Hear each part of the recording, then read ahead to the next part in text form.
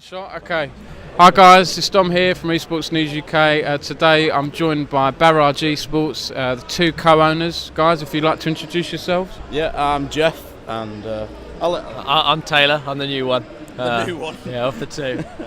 Alright, cool. Well, I think that's the interesting story about you guys, Barrage. You merged, you set up Duke's Esports last December, Taylor, and then you decided to merge with Barrage, and things seem to be going well here today. You're in the semi-finals of the Rocket League, which is your Rocket League team. Maybe you could tell us a bit about why you merged and what that's been like, the benefits. Yeah, well, I mean, we set up Duke's obviously with the best intentions to keep it growing. It did grow exceptionally fast. We were really happy with the way it grew and the way the teams performed, the Rocket League Hearthstone.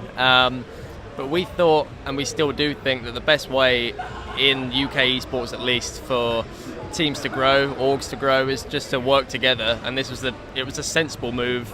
We had no teams that crossed over with Barrage. We had Hearthstone and Rocket League. They were more console, COD, and CS. They were the other team, whereas we just dropped our CS team. So it was a perfect merge, really. There was no problems with it at all.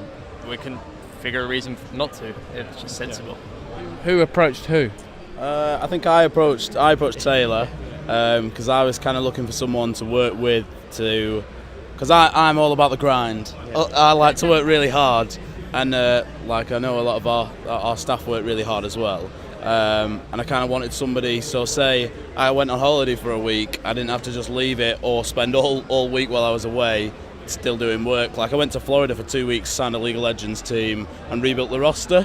So I didn't want to have to do that if I went on holiday again, and I wanted somebody to work with and kind of take the pressure off. And like events like today, when we've got more than one team, I can't split myself in two to be everywhere, so it's kind of nice to have somebody else to work with. Yeah. Okay. And can I ask what the benefits are of having a combined org? Yeah. And also what the sort of, because a lot of orgs watching this will be probably thinking, what was the deal that went in place? You know, what was the monetary sort of deal there? Can I ask? Do you want to answer? Or Yeah, okay. If you're talking financially, we are looking just to always pretty much pay for things 50-50. Obviously, we're still a growing org. Things do come out of our own pocket, and we're not really fussed. We don't look at, I'm sure Jeff's the same way, we don't look at this as profits. We don't look at this as, oh, we need 50% of this, 50% of that, I want this money. We want to grow the org, and then 10 years down the line, we genuinely believe it will grow to the size of what normal sports are today, and then we can worry about things like what money we're going to make. We want to invest in it, and it's a genuine hobby for us. So really the deal is just that we pay for things equally between us now and see how it goes. Pooling resources rather than I'm going to pay you this money for you to swallow you into the org. Yeah, because I mean, obviously Taylor had an established org as well. So to say, oh yeah, you pay me to come into my organisation anyway, it just didn't really make sense. So this way we both still get to work together. We've got a bigger resource pool, more teams. It's just everything's better. So I think it's important though. Like we had a long conversation before we kind of agreed to anything. Like I liked the way that Taylor did things, and he managed things the same way in ways that I like to manage things. So I think it's important that you don't just merge with anybody. It has to be the right people that you know you're going to get on with and going to have similar views about stuff. So yeah. What about losing the logo? Did you have a debate about that, or were you happy to go to Barrage? Barrage was always the more established organisation. It was longer, it was much bigger in terms of social media and things. And although obviously Duke is my last name and it hurts a little bit to sell it on, I'm To Barrage. Yeah, Taylor Barrage is my new name, I think. But no, it was a sensible thing. It's just got to be reasonable in these things, and there was no real debate in it. So. Yeah. That's very professional of you. Yeah. I remember writing about that, I think, in an article about, I think mergers could be good for UK sports. Do you think we'll see more of them in the future, and we'll get fewer bigger orgs? I think we're going to have to, really, because there's too many at the moment, and not everybody's going to have a seat at the table, and not everybody can compete at the same level. You know, obviously grassroots esports is up and coming, and things like the Belong arenas, they're a really good idea because they have like smaller teams that can compete with each other at that basic level, but to compete sort of at the higher level, I think people are going to have to consolidate and merge to to sort of make sure that they're in with a chance. You know what? It'll probably limit drama as well. I've seen so much drama around hotel rooms, and we haven't got money to do this, or we didn't have money for food. If you're pooling, you guys have merged 2 orgs. What's to stop 3 or 4 orgs coming together and using all that financial clout? Yeah. I mean, there is an argument that too many cooks spoil the broth. So, I mean, again, if it's 3 people that get on like a house on fire, then it's not an issue. I mean, between the 2 of us, it's not a big. There's never really a big argument. There's only 2 of us, and to be fair, we've not really disagreed on anything so far. So yeah, I guess 3. I mean, it could work. It just depends on how well you get along and whether you've got the right mindset. Yeah, I agree. I mean, there are a lot of orgs here even today. Yeah, they've got jerseys. Their teams are here, but I think they're not going to do much unless they put more resources into it and do more things that are content heavy, which are expensive. Creating good content, hiring good videographers isn't cheap. So I totally agree. Yeah. Segued beautifully into what I was going to ask about next. The content setup we've got here, guys. We've got some nice lighting and everything. It's kind of putting me to shame. I'm leeching basically your setup you've got here. Great setup. You're giving me ideas. Maybe I should have an EN UK studio. We've been using like the green screen because this is the first time we've had a green screen. Like obviously it's not green now, but so we've been like using that for content and taking pictures and like doing little advertisements and stuff while we've been here. It's kind of really good to have our own little setup because it's not a massive amount to carry around, but it gives us a really good. A really good starting point for pictures for the website and various different bits and pieces. I think it's really important for orgs to focus on content like this, and to keep growing it, and that's what I wanted to ask about as well. You were interviewed. I'm not the first person that's interviewed you this weekend, so tell us about, it was Forces TV, right? It's the Army, is it the TA? Yeah, I think it's like the Army TV show. It's on Sky and Virgin Media and stuff, so they're filming for a new programme. And they just wanted to know a bit more about esports in general, really, like the basics of it. So is that your commanding presence? Is why they interviewed you? Are you going to be going down rallying the troops? It's the battalion logo. I think that's it. The battalion sort of motto. So I think it just kind of mixed quite nicely with them. So I think that was kind of why it was us. But yeah, brilliant. That's extra exposure. It's good to see that in UK sports. And M&M, I think have had Microsoft and other BBC and things like that. It can only help. BBC have been doing a lot around like the Gfinity Elite Series and things like that. So, looking at UK esports, then, do you feel that's part of the issue with UK sports? For me, it seems to be a lack of marketing. I don't want to, tread on the toes of ESL and Gfinity because they do a great job. And Gfinity's been putting a lot of money into marketing, but the UK Premiership, the UK Masters. Yeah. People don't. I've seen like good players at a high level. They don't even know about the UK scene. They don't even know it exists until someone makes them an offer. Yeah. Can more be done there? I think GFIN's been a really good example of what can be done. Like the Elite Series is brilliant. Yeah. Hopefully we'll be involved in that in the future. We'd like to be involved in that. But I think like going back to UK Masters and stuff, like even this weekend, obviously we've got the esports stage over there, and during the UK Masters finals. You had some random little Nintendo tournament on at the back and you couldn't even hear what was going on in the main stage. And like today, there's, I don't know, a couple of hundred people sat at esports stage watching some random game of like Lucio Ball or whatever it is. So surely it makes... RuneScape I saw on there. Was it RuneScape? No, okay, even better. So I don't know, it just needs... They need to find a way, I think, at these events of making that stage and the other stages where real UK esports is going down. They need to be at the forefront, and people who are here for the expo hall and like the idea of gaming, they need to have an avenue to actually come and see them live and for them to interact with the orgs. That's what the amazing thing is about esports now, is that the teams are so small. You wouldn't be able to go to a Chelsea game today and go and talk with the players, but you should be able to really do that here. It's we're sort of boxed off in a corner, and I think if that were to happen, then you'd have more people watching the games, have more people interested in it, and it makes sense to do that. But we're going to have talks hopefully with Insomnia soon and see what we can get resolved with things like this. Yeah. And give our, I think part of the thing that we've been sort of talking about at the moment, like within Barrage, is that us and esports as a whole, it has a following, but does it have a lot of fans? Like, are the people that would go out and buy Barrage shirts and buy M&M shirts or whoever else? And in honesty, there isn't that. I don't think people know about it though. No. I think that's what part of the problem is. You know, I remember talking to some of the guys that were a part of Manolite before it disbanded and moved over to M&M. They had some budget for a Twitter campaign, and they said they spent some money and they actually got some fans that were interested in them and following them. Only a handful or whatever it was, a few 10 or 20 or something, but they are out there.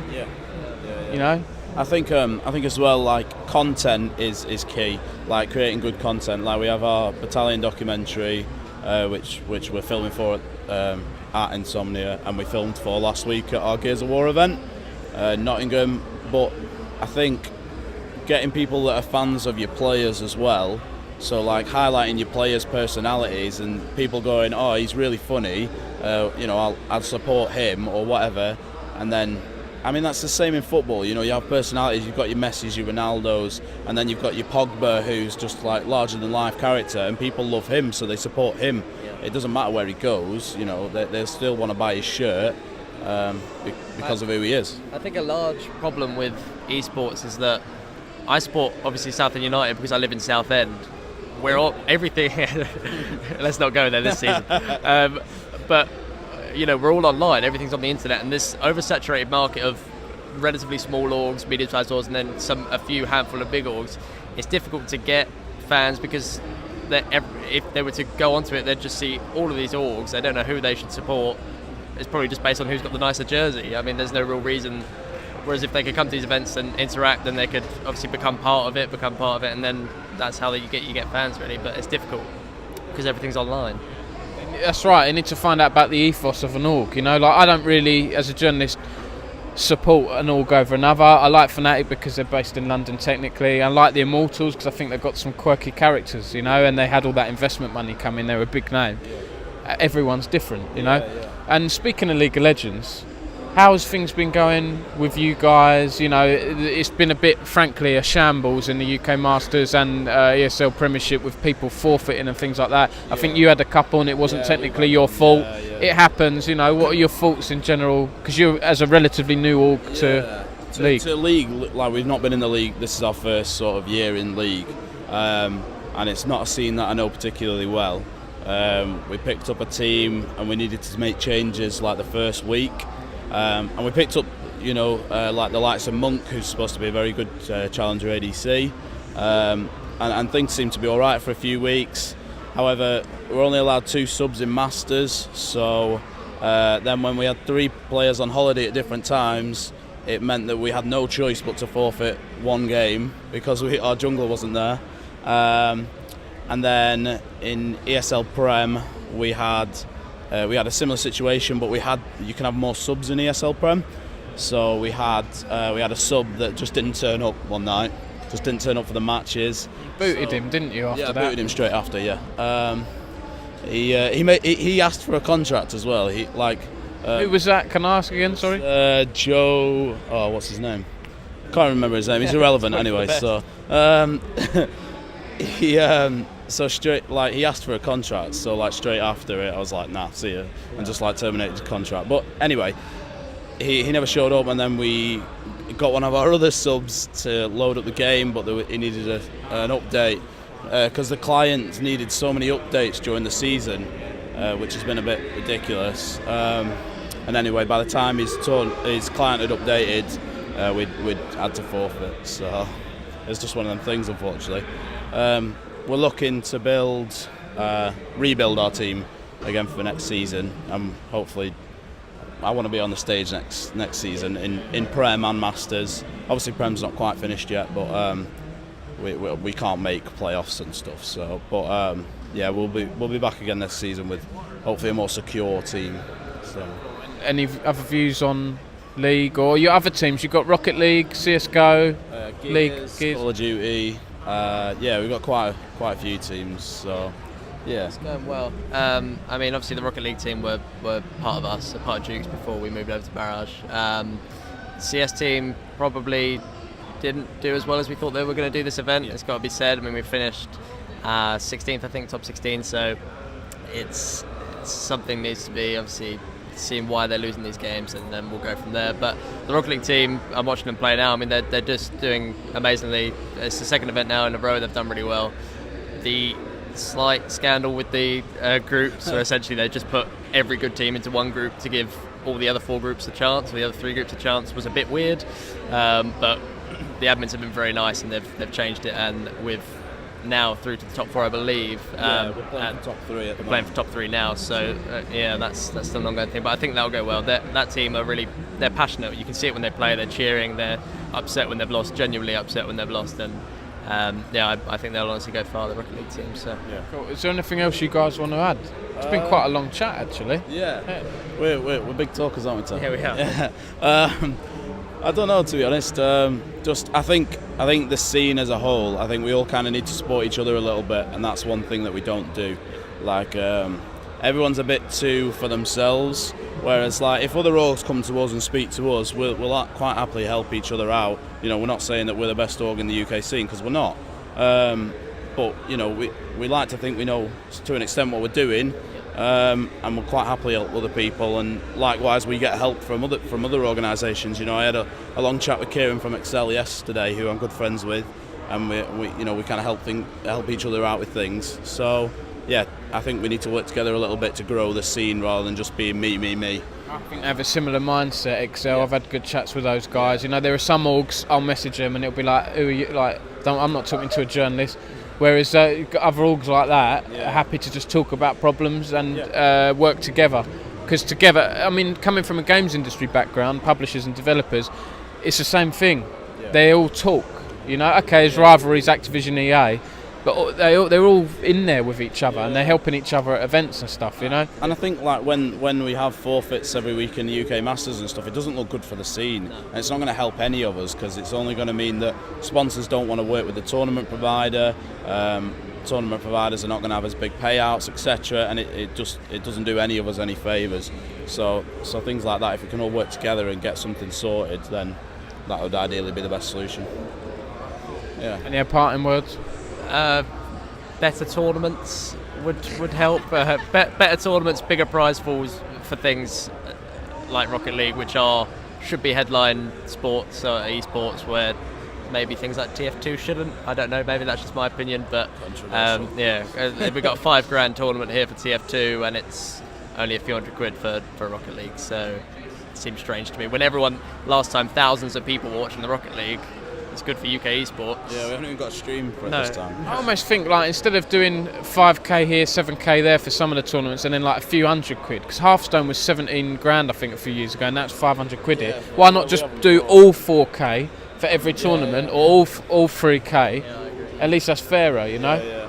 I think it's because certain sponsors want that particular tournament, don't they? So and I think like obviously with the Elite Series going on, like Psyonix haven't wanted to up the prize pool for Rocket League, and that's why it's not a headline